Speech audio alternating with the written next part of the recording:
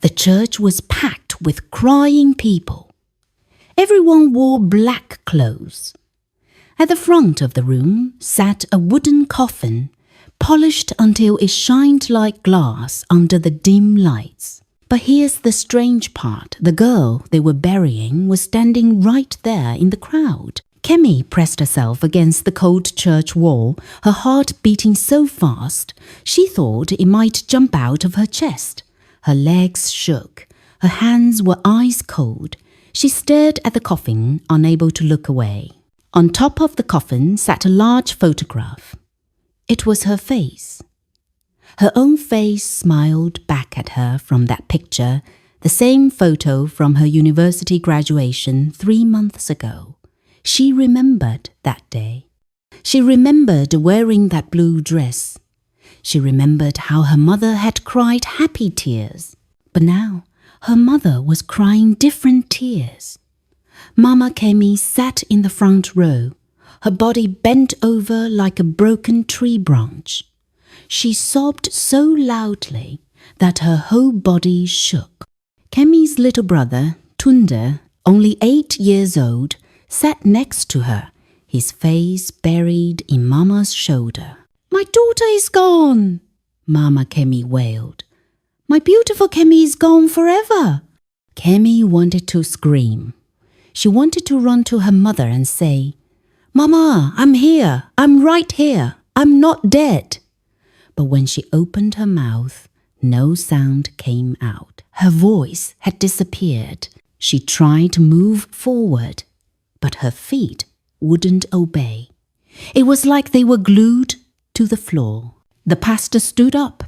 His voice boomed through the church. "We are here today to say goodbye to Kemi Okong, a young woman of only 22 years. She was found yesterday morning on the old road, her body cold and lifeless. The police say she died 3 days ago." 3 days ago? Kemi's mind spun. That was impossible. 3 days ago was Thursday. She remembered Thursday perfectly. That was the day she missed the bus. The day she was late for her job interview. The day she accepted a ride from the stranger. Kemi's blood turned to ice. The pastor continued talking, but his voice became fuzzy like a radio losing signal. The church walls seemed to move closer, squeezing her. The faces of the mourners started to blur and twist. Then she saw him. In the very last row, partially hidden by shadows, sat a man in a dark coat. He wore sunglasses, even though they were inside the church. His face was thin, almost skeleton-like. His lips curved into a small smile. It was him, the stranger from the car, the man who had offered her a ride 3 days ago. And he was looking straight at her. As their eyes met, his smile grew wider. He slowly raised one bony finger to his lips, a gesture that meant, "Keep quiet." Kemi's scream finally found its voice.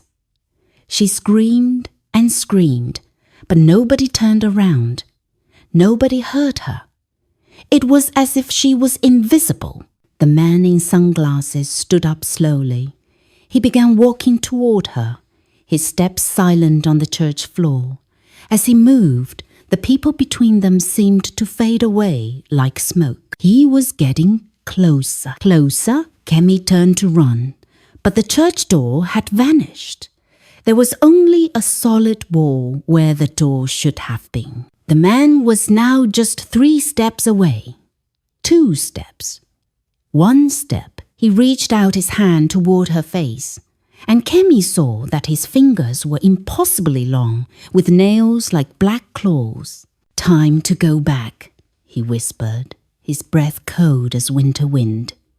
"Back to where you belong." His hand touched her shoulder, and everything went dark. When Kemi opened her eyes again, she was no longer in the church. She was sitting in a car. The same car from 3 days ago.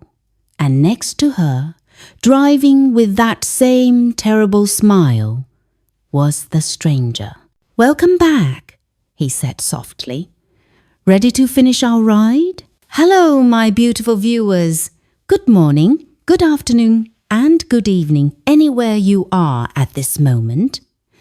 Before we continue, I would love you to appreciate us by liking this video, share and comment where you are watching from, because it encourages us to do more videos. And don't forget to subscribe and turn on the notification bell so you won't miss our next story. Thank you. Now back to our story. Kemi blinked hard and suddenly everything changed again. She wasn't in the car anymore. The stranger was gone.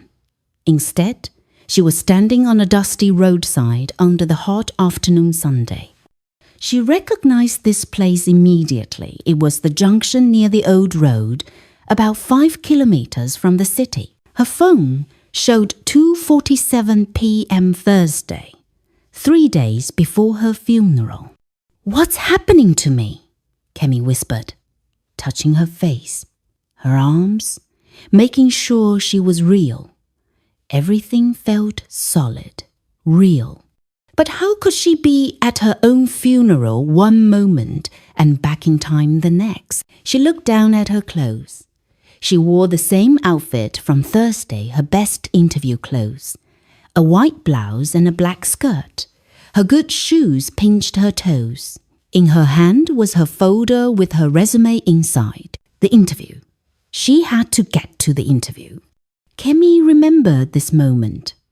She had waited at the bus stop for 40 minutes, but no bus came. The interview was at Star Communications Company, and it started at 3:30 p.m. She was going to be late, very late, and this job was so important her family needed the money badly. Papa had died 2 years ago, and Mama worked day and night at the market just to pay for Tunde's school fees. A car horn honked, making her jump. A black car pulled up beside her. The windows were tinted dark, so dark she couldn't see inside. The car was old but clean, with no dust on it despite the dusty road. Something about it made her uncomfortable, though she couldn't explain why. The driver's window rolled down slowly, and there he was, the stranger. He looked normal at first glance, maybe 40 years old, wearing a neat shirt with a friendly smile. But his eyes... Kemi noticed his eyes right away. They were too dark. It was so dark she couldn't see where the pupil ended and the iris began, like looking into 2 deep wells with no bottom. "Need a ride, sister?" he asked. His voice was smooth, like honey, but somehow cold at the same time. Kemi's grandmother, Mama Neka, had always warned her, never enter a stranger's car. Never. "No, thank you, sir," Kemi said, stepping back from the road. "I'm waiting for the bus." The man's smile didn't change. "The buses are on strike today. Didn't you hear? There won't be any buses until tomorrow." Kemi's heart sank. A strike? She checked her phone quickly and saw 3 missed calls from her mother. She hadn't heard them because she had her earphones earlier, listening to music to calm her nerves about the interview. She called Mama back. "Kemi, where are you?" Mama's voice crackled through the phone. "The buses stopped running. There's a strike. Can you get home safely?" "I'm still at the old road junction, Mama. I'm fine. But my interview..." "Forget the interview, my daughter. Just come home safely. That's what matters." But Kemi couldn't forget it. This was her 5th interview in 3 months.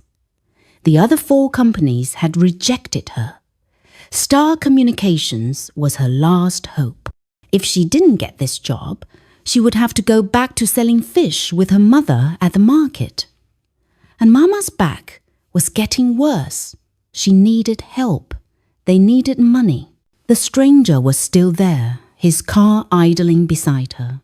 patient as a spider in its web. "I'm going toward the city," he said. "I can drop you off, free of charge." "No problem at all." Kemi hesitated. She looked down on the empty road. No other cars, no buses, nothing. The sun was getting lower. Soon it would be dark, and this road was dangerous at night. Just last month, armed robbers attacked 2 people walking here after sunset. "Where exactly are you going?" she asked carefully. "I'm heading to the Central District," he replied. "Past the Star Communications building. I can drop you right at the door." Kemi's eyes widened. How did he know about Star Communications? She hadn't mentioned it. "How did you—" "Your folder," he said, pointing. "I can see the company logo on your papers sticking out. You have an interview there, yes? Better not be late. Those people are very strict about time." That made sense. Kemi looked at her folder. Yes. The Star Communications letterhead was visible at the top of her interview invitation letter. She looked at her phone. 2:52 p.m.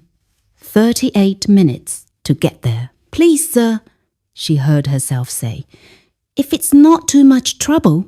The man's smile grew wider. "No trouble at all, sister. Hop in. Back seat is more comfortable." Kemi walked to the back door. Her hand touched the handle.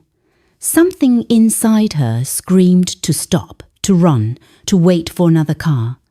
But she thought of Mama's tired face. She thought of Tunde's school fees. She thought of her future. She opened the door and got in. The door closed with a heavy thunk that sounded final, like a prison cell locking. The car's interior was cold, too cold for such a hot day. And there was a strange smell, like old flowers mixed with something else, something that reminded her of the funeral home where Papa's body had been kept. "Seat belt," the stranger said cheerfully, pulling back onto the road. Kemi reached for the seat belt, but her fingers fumbled. That's when she noticed something that made her breath catch in her throat. There was no handle on the inside of her door. There is no way to open it from the inside, and the window buttons were missing too. "Sir," she said. Her voice is shaking now. "Sir." The door. "Safety feature," he interrupted, his eyes watching her in the rearview mirror. Those impossibly dark eyes. Child lock. "I have a young daughter. Always keep it on. Don't worry. We'll be there soon." But he didn't drive toward the city. He turned onto the old road, the road that went deep into the forest, the road where people disappeared, the road where her body would be found 3 days later. "This isn't the right way," Kemi said, panic rising in her chest like flood water. "The city is the other direction." "Shortcut," the stranger said simply. "Much faster. Trust me." The forest swallowed them whole. The trees on both sides grew thick and dark, their branches reaching across the road like grasping fingers. The sunlight disappeared. Though it was still afternoon, the car was filled with shadows. Kemi grabbed her phone for help. No signal. The bars on her phone had vanished completely. "Phone won't work here," the stranger said, still smiling at her in the mirror. "Never does. This part of the forest, it's special." "Let me out," Kemi demanded, trying to keep her voice strong even though tears were starting to form in her eyes. "Stop the car and let me out right now." "Can't do that, sister," he replied, and his voice wasn't friendly anymore. It was flat, empty, like the voice of someone who was already dead. "We have an appointment to keep up. You and me. We're going somewhere very important." "Where?" Where are you taking me? The stranger's smile in the mirror became impossibly wide, too wide, stretching his face in a way that human faces shouldn't stretch. Why? To your funeral, of course, he said. And then he pressed the accelerator, and the car shot forward into the darkness, going faster, while Kemi screamed and screamed in the back seat, pounding on the windows that wouldn't break, trapped with a man who wasn't a man at all. The car raced through the forest so fast that the trees became blurry. But here was the strange thing. No matter how fast they went, they never seemed to get anywhere. The same bent tree kept appearing on the left. The same broken sign kept flashing past the right, again and again and again. They were going in circles. Or maybe the road itself was trapped in a loop. Kemi's mind raced, trying to understand. What are you? She whispered, staring at the back of the stranger's head. He laughed, and it sounded like wind howling through an empty house. I have many names, sister. Some call me the collector. Some call me the between man. I exist in the spaces between life and death, between here and there, between now and then. I don't understand, Kemi said, wiping tears from her face. Please, I just want to go home. I have a mother, a little brother. They need me. Ah, but you made a choice, didn't you?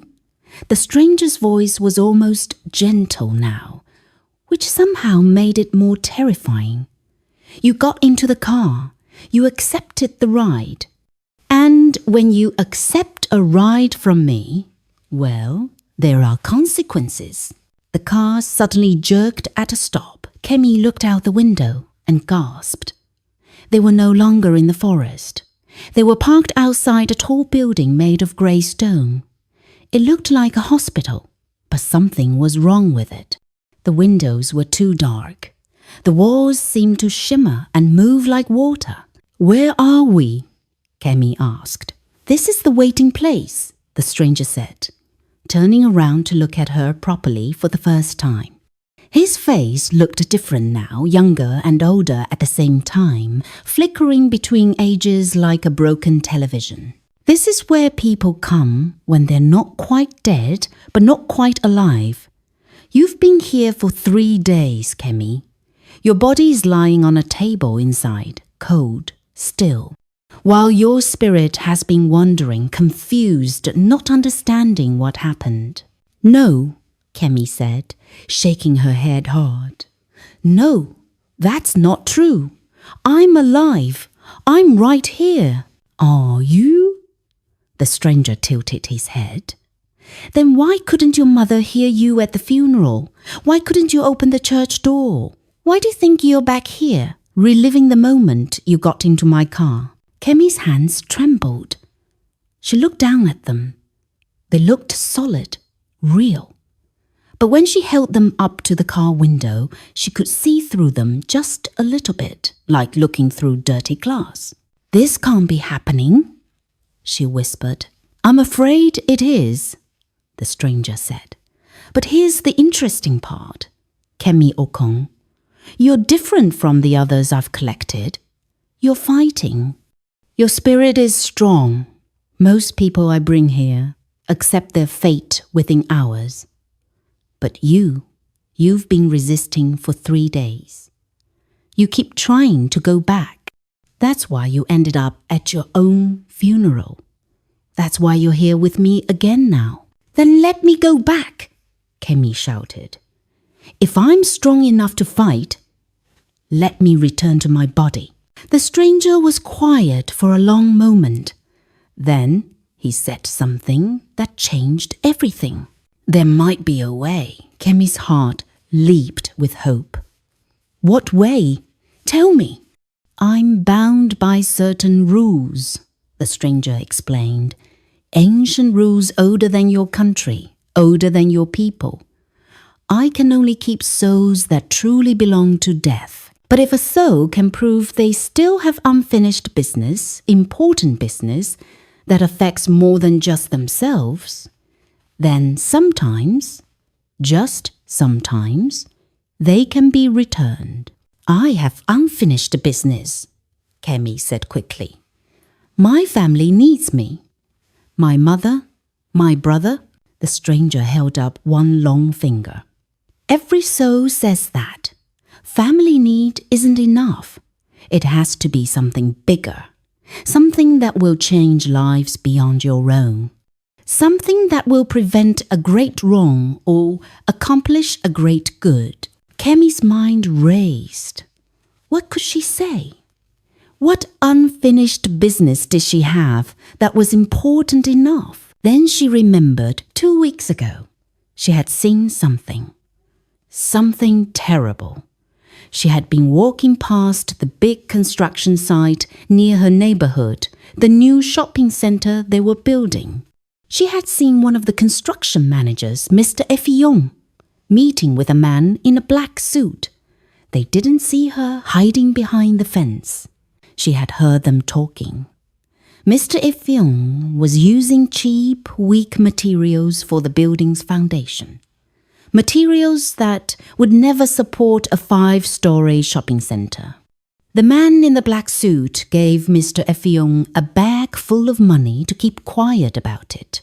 The building will collapse, the man in the black suit had said. But not for a year or two. By then, we'll have sold all the shops and be long gone. Not our problem. Kemi had been terrified. She had wanted to report it. But who would believe a young woman with no job against a powerful construction company? She had decided to gather proof first.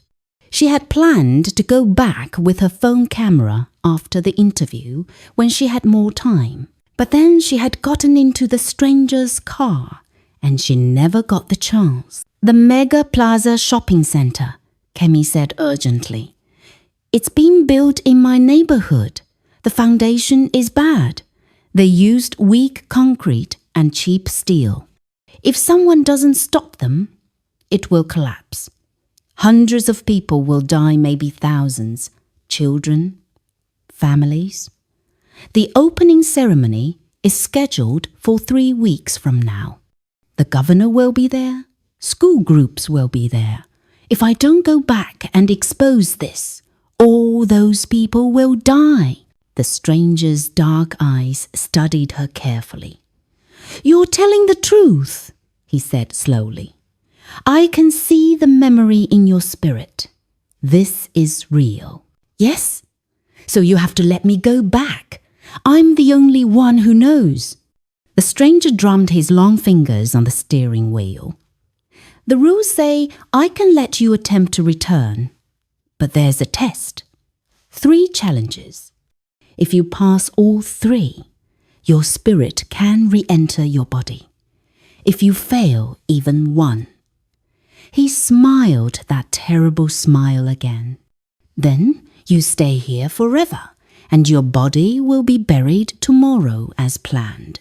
Kemi swallowed hard. What are the challenges? I can't tell you that. You face them one at a time. Each one will test something different. Your courage, your wisdom, your heart. Are you willing to try? What choice did she have? Stay here and let her family mourn her? Let hundreds of people die in a building collapse that she could have prevented? I'll do it, Kemi said firmly. The stranger nodded. Very well. The first challenge begins now. He pointed out the window. The grey building was gone. Instead, they were parked in front of Kemi's own house, the small compound where she lived with Mama and Tunde. But something was wrong. The house was on fire. Orange flames poured from every window. Black smoke filled the sky. And standing in the doorway, trapped by a wall of fire, were Mama and Tunde, screaming for help. Your first challenge, the stranger said calmly, as if he was commenting on the weather. Save them. You have 5 minutes before the house collapses. But remember, Kemi, you're a spirit now. You can't touch physical things the way you used to. You'll have to figure out how. But how do I? 4 minutes and 50 seconds. The stranger interrupted, checking a pocket watch that appeared in his hand. Better hurry. Kemi threw herself at the car door. This time, it opened easily. She tumbled out onto the street and ran toward her burning house, toward her screaming family, with no idea how a ghost was supposed to save the living. Behind her, the stranger called out, "Oh, and Kemi?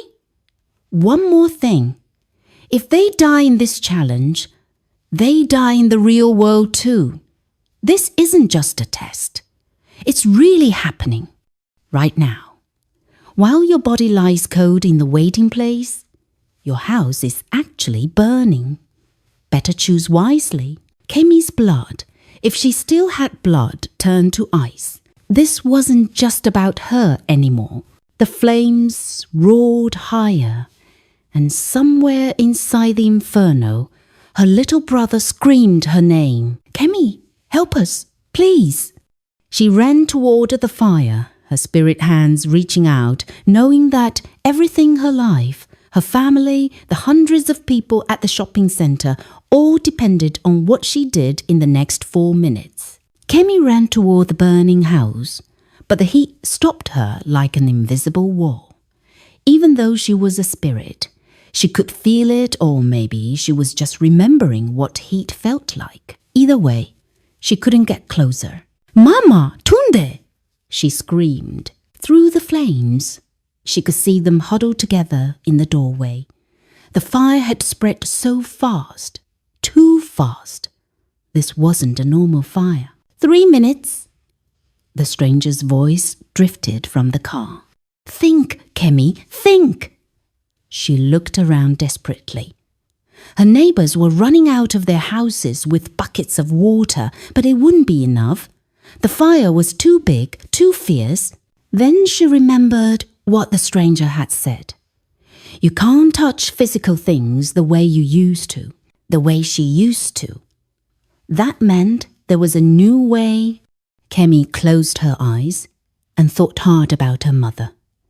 Not just seeing her, but feeling her every memory, every moment. Mama's rough hands from years of market work, her voice singing lullabies when Kemi was small, the smell of her jollof rice on Sundays. When Kemi opened her eyes, she wasn't standing outside anymore. She was inside the house, right next to Mama and Tunde. "I can move like a spirit," she gasped. She had traveled through the fire without burning because the flames couldn't touch something that wasn't fully there. But Mama and Tunde couldn't see her. They looked right through her, coughing from the smoke. 2 minutes. The stranger's voice echoed somehow, even inside the burning house.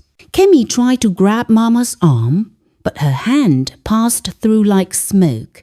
She couldn't touch them. She couldn't move them. What good was being here if she couldn't help? Then she saw it. A heavy wooden beam above them was cracking, about to fall. If it fell, it would block the doorway completely. But there was a window on the other side of the room.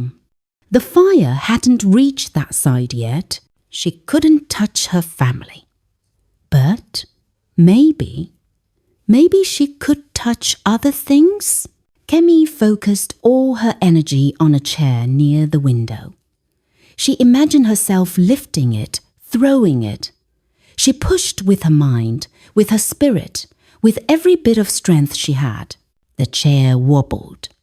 Then it flew across the room and smashed through the window. Glass shattered outward. Cool air rushed in. "The window!" Mama shouted, seeing the opening. She grabbed Tunde's hand and ran toward it, just as the beam crashed down behind them, right where they'd been standing. Neighbors outside rushed to help pull them through the window to safety. Suddenly, Kemi was back in the car. The burning house vanished. They were somewhere else now, a busy street in the city. "One challenge complete," the stranger said. "You learned that, even without a body, your will can affect the physical world. Useful lesson. You'll need it." Kemi's chest heaved, even though she wasn't sure if she was actually breathing. "My family, are they safe? Was that real?" "They're safe. The fire was real. Your mother will have burns on her hands, and they'll lose most of their belongings, but they're alive, thanks to you." He paused. "Now, second challenge. This one tests your wisdom." The car door opened by itself. Outside was the Star Communications building, the place where her interview was supposed to be. "Go inside," the stranger instructed. "Find the director's office on the 5th floor. Inside his desk is a red envelope. Bring it back to me.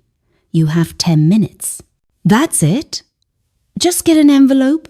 The stranger's smile was thin. "Nothing is ever simple, Kemi. Go. 9 minutes and 50 seconds now." Kemi got out and ran into the building. The lobby was busy with workers walking around, talking on phones, carrying papers. None of them saw her. She found the elevator, but when she tried to press the button, her finger went through it. Right, she was a spirit.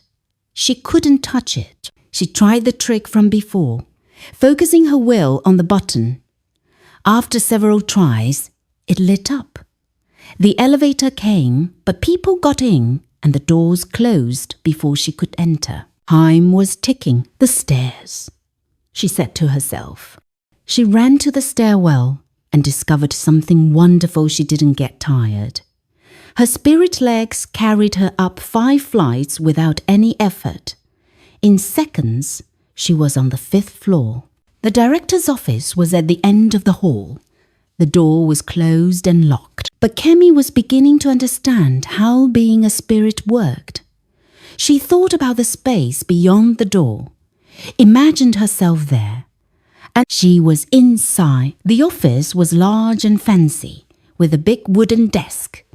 She searched through the drawers with her mind, moving papers, opening folders.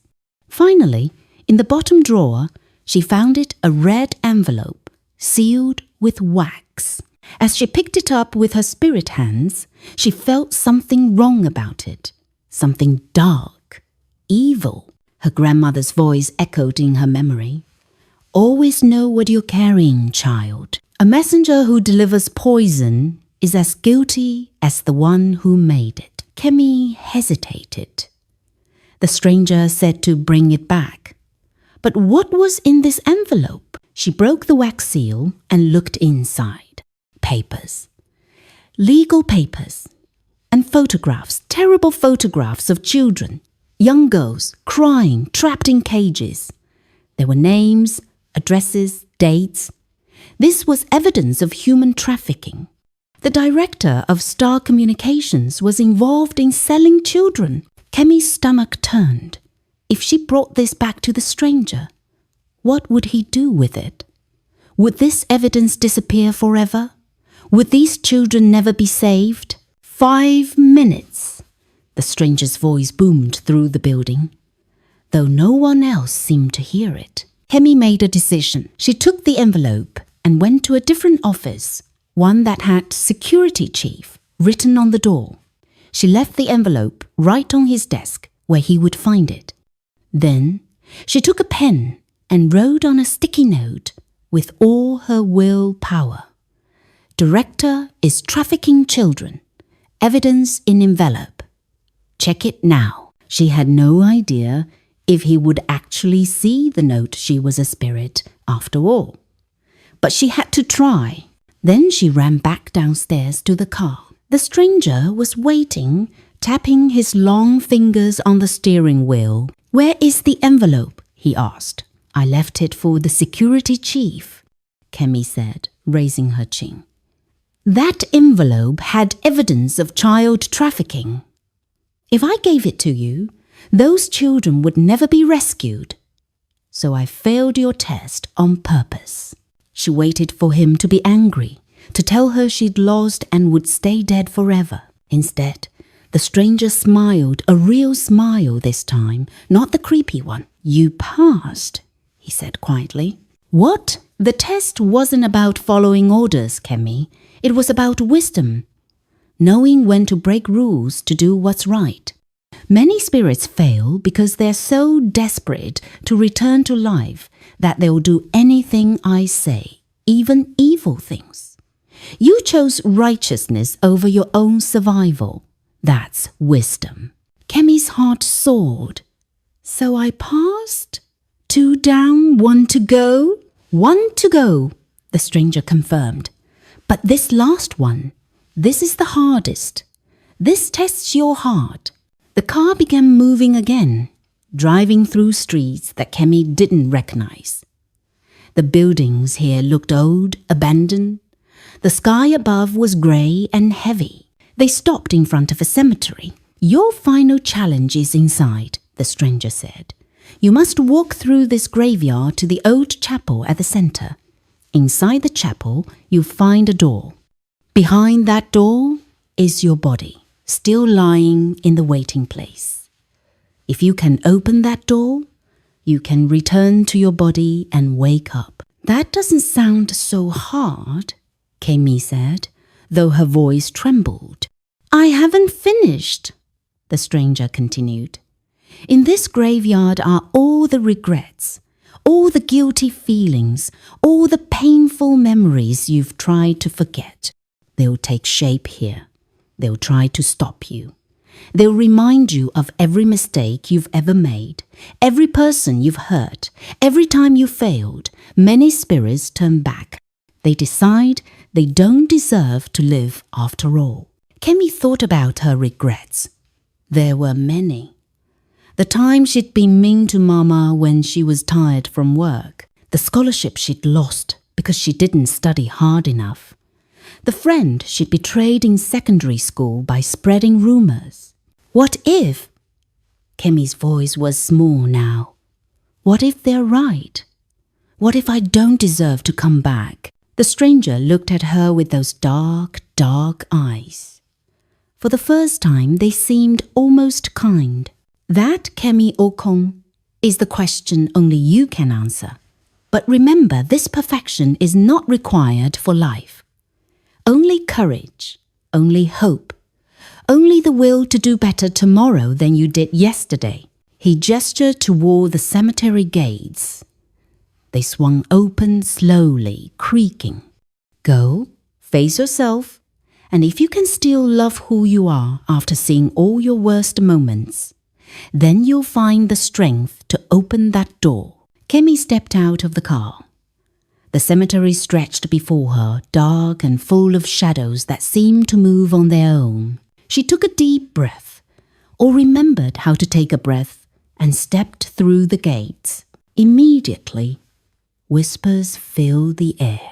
Failure, they hissed. Disappointment, they moaned.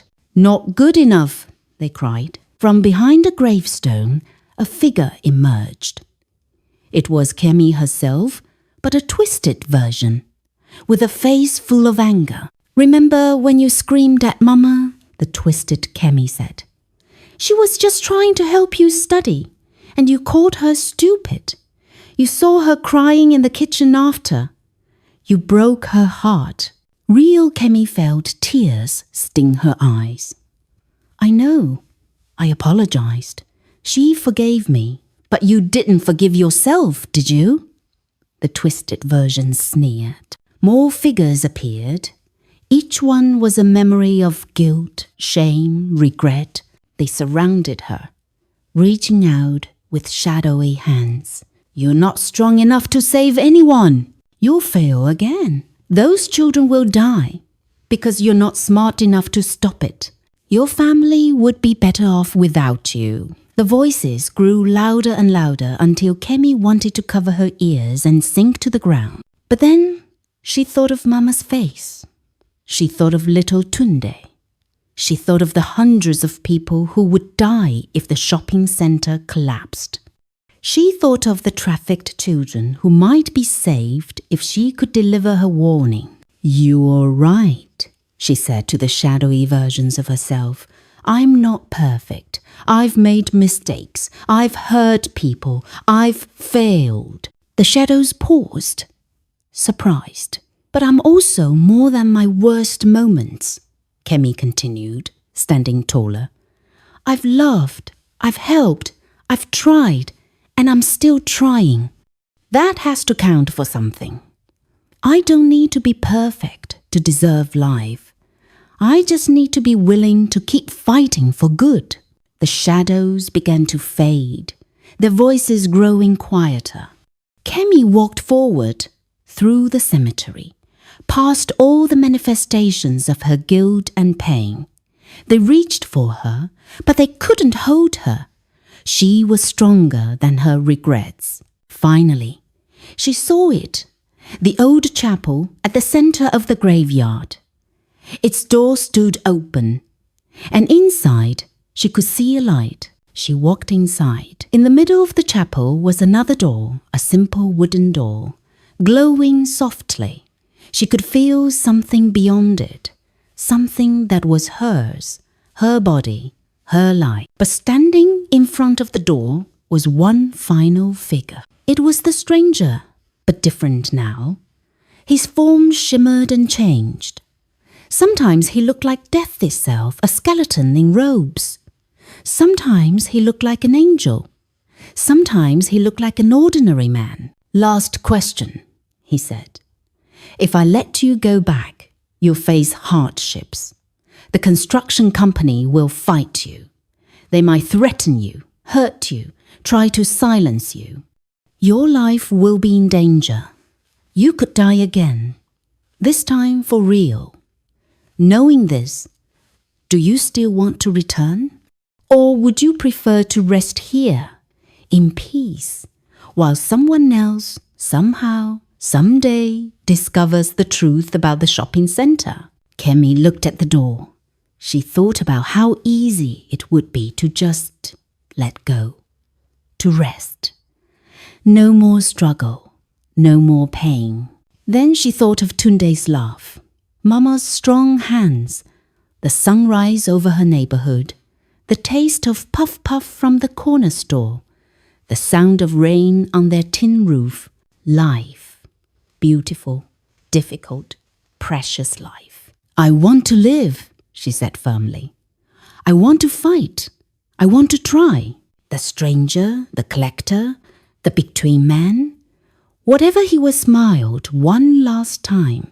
"Then live," he said, and stepped aside. Kemi reached for the door handle. This time, her hand was solid, real. She could touch it. She turned the handle and pushed the door open.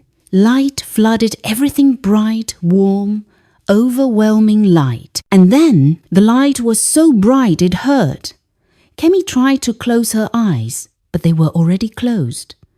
She tried to move her hands, but they felt heavy, so heavy, like they were made of stone. Then came the pain. It started in her chest, a sharp, stabbing sensation, as if someone was driving a needle into her heart. Then her lungs burned as air rushed into them for the first time in 3 days. Her fingers tingled with pins and needles. Her throat felt raw and dry. "She's breathing!" a voice shouted. A woman's voice, high and excited. "Heart rate is coming back. Blood pressure rising. Doctor, she's coming back." Kemi's eyes flew open. White ceiling, bright lights, the smell of antiseptic and medicine. She was in a hospital room, lying on a bed with tubes in her arms and something plastic over her mouth and nose. A nurse in a blue uniform leaned over her, eyes wide with shock. "Sweet Jesus, she's awake! She's actually awake!" More people rushed in, doctors, nurses, all talking at once. Kemi tried to speak, but her throat was too dry. Nothing came out except a rough croaking sound. "Don't try to talk yet," a doctor said gently, checking her pulse. "You've been in a coma for 3 days. Your body needs time to adjust. This is extraordinary. We thought we'd lost you. 3 days. Just like the stranger said, a coma, not death, close to death, but not quite there. That's why she'd been in the between place, in the waiting place, trapped between worlds." The door burst open and Mama rushed in, still wearing her black funeral clothes. Her eyes were red and swollen from crying. When she saw Kemi's open eyes, she froze. "Kemi," she whispered, as if afraid, saying the name would make the vision disappear. "My daughter? Is it really you?" Kemi managed to nod, tears streaming down her face. Mama collapsed beside the bed, grabbing Kemi's hand, her solid, real, living hand, and sobbed. "Thank God! Thank you, Jesus! My baby came back! My baby came back!" Tunde pushed through the crowd of medical staff, his small face tear-stained but hopeful. "Sister Kemi, are you really awake?" Kemi squeezed his hand weakly. She tried to speak again, and this time a whisper came out. "Water!" A nurse quickly brought water, helping her take small sips. The cool liquid felt like heaven on her burning throat. "What happened to me?" Kemi managed to ask. The doctor exchanged glances with his colleagues. "You were found on the old road 3 days ago, unconscious. A motorcyclist saw you lying by the roadside and called for help. When the ambulance arrived, you had no pulse, no breathing. Technically, you were dead. But the paramedics worked on you for 20 minutes and got your heart started again. You've been in a coma ever since," another doctor continued. "We've been monitoring you, but honestly, we didn't think. Most people who are gone that long don't come back, and if they do, there's usually brain damage. But you seem perfectly fine. It's a miracle." It wasn't a miracle, Kemi thought. It was a bargain. 3 challenges, 3 tests, and she had passed them all. But there was no time to celebrate yet. "Mama," Kemi said urgently, her voice getting stronger. "I need paper. Pen. Now, please." "My dear, you need to rest." "Now, Mama." Kemi's voice was sharp with desperation. "People are going to die. The Mega Plaza shopping center, the foundation is weak. It's going to collapse. I have to warn someone before the opening ceremony." Everyone in the room stared at her like she was crazy. "She's confused," one doctor murmured. "Post-coma disorientation. It's normal." "I'm not confused." Kemi tried to sit up, but her body was too weak. "Listen to me. 2 weeks ago, I saw the construction manager, Mr. Effiong, taking bribes. They used cheap materials. The building isn't safe. The opening is in 3 weeks if we don't stop it." "Kemi, calm down," Mama said soothingly, stroking her hair. "You've been through so much. You're imagining." "I'm not imagining anything." Tears of frustration poured down Kemi's face. This was exactly what she'd feared. No one would believe her. She was just a young woman with no proof, no evidence, nothing but a story that sounded like a delusion. Then a new voice spoke from the doorway. "I believe her." Everyone turned. A tall man in a police uniform stood there, holding a folder. His face was serious and kind at the same time. "I'm Inspector Chukudi," he said, walking into the room. "I've been investigating the Mega Plaza shopping center for the past week. We received an anonymous tip about construction violations. When we looked into it, we found evidence of bribery, substandard materials, falsified safety reports. The whole thing is a disaster waiting to happen. Kemi's heart leaped. Then you know I'm telling the truth? The inspector nodded. We've been building a case, but we need more evidence to shut down the project completely. The construction company has powerful lawyers and political connections. If you truly witnessed Mr. Ifeong taking bribes, if you can testify to what you saw, your testimony could be the final piece we need. I'll testify, Kemi said immediately. I'll tell you everything. I saw them 2 weeks ago behind the fence. I heard everything they said. The man in the black suit gave him money. I can describe them both. The inspector pulled out a notebook. Tell me everything you remember, every detail. For the next hour, while doctors monitored her carefully, Kemi told her story.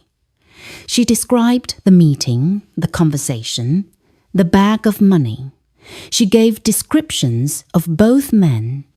She explained exactly where the meeting took place and what time of day. Inspector Chukwudi wrote it all down. This matches what we've discovered. With your testimony, we can get a warrant for Mr. Ifeong's arrest. We can shut down the construction and have engineers examine the foundation properly. What about the opening ceremony? Kemi asked. It's supposed to happen. We'll make sure it never happens, the inspector assured her. No one will be allowed in that building until it's been thoroughly inspected and either repaired or demolished. You've saved lives today, Miss Kemi. Hundreds of lives.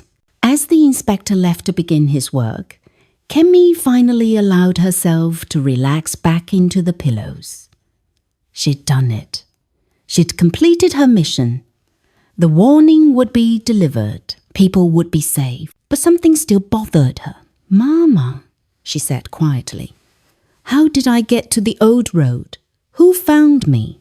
Mama's face grew troubled. That's the strange part, my daughter. The motorcyclist who found you said you were just lying there alone in the middle of the road as if you'd appeared from nowhere. Your phone was dead. Your shoes were missing. There was no sign of any car, any accident, anything. Did anyone see me get into a car? A black car with tinted windows? Mama shook her head. The police asked around, but no one saw you after you left the bus stop. It's like you vanished and then reappeared 3 days later. What happened, Kemi? Do you remember? Kemi remembered everything. The stranger, the car, the challenges, the cemetery, the door. But how could she explain? Who would believe her? I'm not sure, she lied softly. It's all fuzzy. That night, after Mama and Tunda went home to rest and the hospital grew quiet, Kemi lay awake in her bed, thinking about everything that had happened. Had it been real?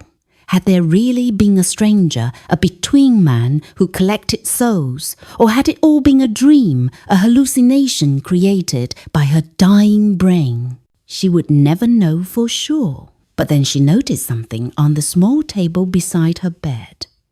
Something that hadn't been there before. A small card, black with silver writing. She picked it up with trembling fingers and read, "You passed the tests. You earned your life back. Use it well. And remember, every day is a gift. Every breath is a second chance. Don't waste them. The collector, P.S. The red envelope you left at Star Communications has been found. 23 children will be rescued because of your choice. You saved more lives than you know." Kemi's breath caught. So it had been real, all of it. She looked around the dark hospital room, half expecting to see the stranger standing in the shadows, watching her with those deep, dark eyes. But there was no one there. She was alone, alive, given a second chance. Kemi pressed the card to her chest and closed her eyes, overwhelmed with gratitude, terror, and wonder all at once. 3 weeks later, the newspapers called it the Mega Plaza Scandal. Mr. Effiong and 4 other construction company officials were arrested. Engineers examined the shopping centre and confirmed that the foundation would have collapsed within 6 months of opening, potentially killing hundreds of people during the busy holiday shopping season. The building was demolished safely, and a proper investigation was launched into construction practices across the entire city. New safety regulations were put in place. Lives were saved because one young woman was brave enough to testify. Kemi became something of a local hero, though she didn't feel like one. She felt like someone who had been given an incredible gift, the gift of more time. The story about the trafficked children also made news. The director of Star Communications was arrested, along with 6 others. 23 children were rescued from terrible situations and reunited with their families or placed in safe homes. Kemi never told anyone the full truth about what happened during those 3 days. How could she? They would think she was crazy.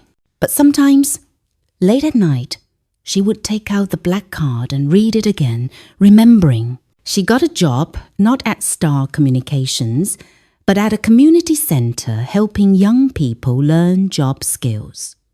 It didn't pay as much as the corporate job would have, but it felt right. It felt like she was using her second chance to make a real difference. Mama's back got better after they used some of the reward money from the government to pay for medical treatment. Tunde excelled in school and talked constantly about becoming a police inspector like the kind man who had believed his sister's story. And every morning, when Kemi woke up, she remembered to be grateful. Grateful for breath in her lungs. Grateful for the sun on her face.